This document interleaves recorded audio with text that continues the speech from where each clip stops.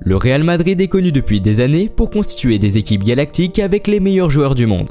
Le président Florentino Pérez n'hésite pas à mettre la main à la poche pour investir dans des talents de haut niveau. Et avec l'arrivée d'Hendrick, cela ne sera pas différent.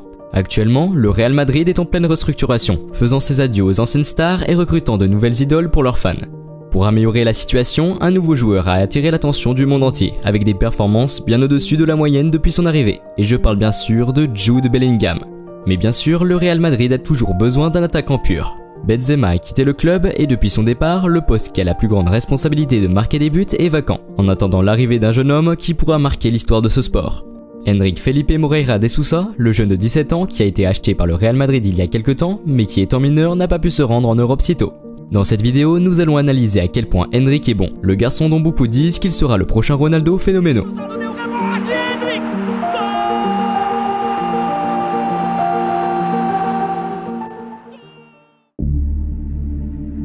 Adriano, Alexandre Pato, Robinho.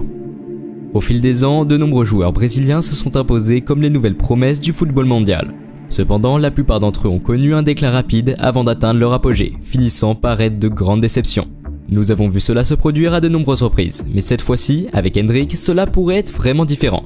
Le Real Madrid n'a pas hésité à payer 60 millions d'euros pour cet adolescent dont on dit qu'il est un mix de Ronaldo Phénoménal, CR7 et Adriano. La vérité, c'est que nous n'avons jamais vu une telle chose se produire auparavant. Vous vous souvenez comment Neymar a été acclamé à l'âge de 16 ans par exemple ?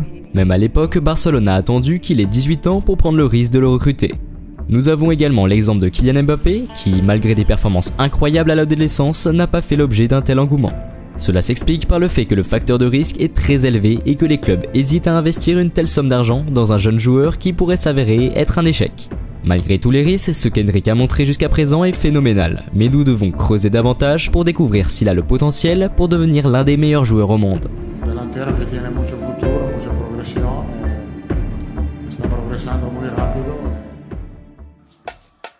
Henrique est né le 21 juillet 2006 à Brasilia, la capitale du Brésil. Comme beaucoup de jeunes espoirs brésiliens, Henrique a grandi dans des conditions d'extrême pauvreté. À l'âge de 4 ans, il a commencé à jouer au football et dès le début, tout le monde autour de lui a pu constater qu'il avait un talent supérieur par rapport à la moyenne. Son père décide alors de filmer ses buts, ses dribbles et ses meilleures performances, et de les publier sur YouTube dans le but d'attirer l'attention des grands clubs brésiliens. C'était une excellente idée et la vérité c'est que ça a marché. Des clubs comme Sao Paulo et Corinthians ont manifesté leur intérêt, mais ils ont rapidement renoncé parce qu'une partie de l'accord prévoyait que les clubs fournissaient un logement, de la nourriture et un emploi non seulement à Henrique mais aussi à sa famille. Cependant, Henrique savait qu'il avait un talent particulier et que ses chances de devenir professionnel à l'avenir étaient très élevées. Il a promis à sa famille de faire de son mieux et de travailler au maximum pour devenir pro et aider sa famille à échapper à la pauvreté.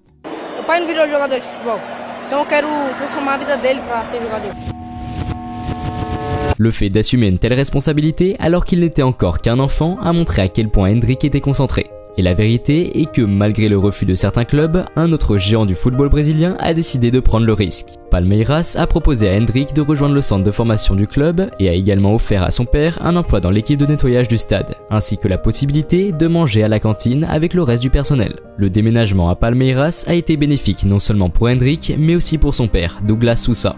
Malgré l'accès à la bonne nourriture, Douglas, qui n'avait que 7 dents dans la bouche, n'a pu manger que de la soupe pendant un certain temps. Malheureusement, à 11 ans seulement, Henrique était encore trop jeune et n'avait pas les moyens financiers d'offrir des soins dentaires à son père.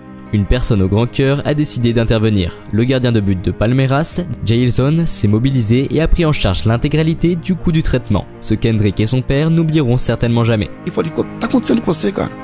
Ele baixou a cabeça assim com vergonha. Ele falou, pô, eu não tenho os dentes. Eu falei, ah, não é possível, cara. Aí chamei os caras, vamos ajudar ele, vamos ajudar. Aí ajudou. Cara, ele tinha sonho de... Pour en revenir au football, depuis Neymar Jr, personne n'avait généré autant de hype qu'Henrique. Même lorsque Vini Jr a quitté Flamengo pour le Real Madrid à un jeune âge, il n'était pas aussi populaire que Neymar ni même qu'Henrique en ce moment. Pour vous donner une idée, au cours de ses 5 années passées dans les équipes de jeunes de Palmeiras, Henrique a inscrit 165 buts en seulement 169 matchs. Cependant, ce qui a propulsé Henrique sous les projecteurs, c'est un tournoi organisé en 2022, appelé Sao Paulo Copinha, le plus grand et le plus prestigieux des tournois de moins de 20 ans au Brésil.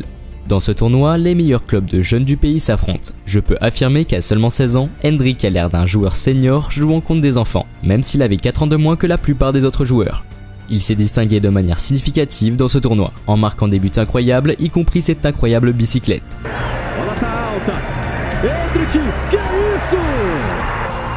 Endrick a sans aucun doute été la star du tournoi, marquant 7 buts en 7 matchs, dont un en finale où il a battu l'ancienne équipe de Neymar, Santos, avec une victoire de 4-0. Endrick a été élu meilleur joueur du tournoi, et Palmeiras a remporté le trophée pour la première fois dans l'histoire du club. Seuls des joueurs brésiliens d'élite tels que Pelé, Ronaldo et Romario ont réalisé des performances de ce calibre. Endrick a démontré qu'il était un joueur complet. Une force incroyable, une vitesse électrisante, une technique exceptionnelle, un contrôle parfait, des dribbles et un tir précis. Le stéréotype de l'attaquant brésilien. Lorsque les gens entendent l'histoire d'Endrick, ils ont tendance à le comparer à Vini Junior et à Neymar. Mais en réalité, la meilleure comparaison possible est un mélange entre Ronaldo et Kylian Mbappé. Quelqu'un dont Endrick lui-même a admis qu'il avait un style de jeu similaire. Bien que Kylian Mbappé soit plus rapide, la vitesse d'Endrick est spéciale car il peut maintenir sa vitesse maximale en dribblant, contrairement à Mbappé qui pousse généralement le ballon vers l'avant et sprint pour l'atteindre. Une autre raison de la comparaison est qu'Endrick et Mbappé peuvent tous les deux jouer sur le flanc, ainsi qu'en tant qu'attaquant. Malgré ses 16 ans et son 1m73, Endrick possède une force hors norme qui lui permet de résister à l'intensité physique des défenseurs adverses. Contrairement à Neymar, qui au même âge était très maigre et simulait souvent des fautes, Endrick refuse de se laisser abattre. S'il tombe ou subit une faute, il se relève rapidement et continue à jouer, ce qui lui vaut d'être comparé à Ronaldo Phénoméno.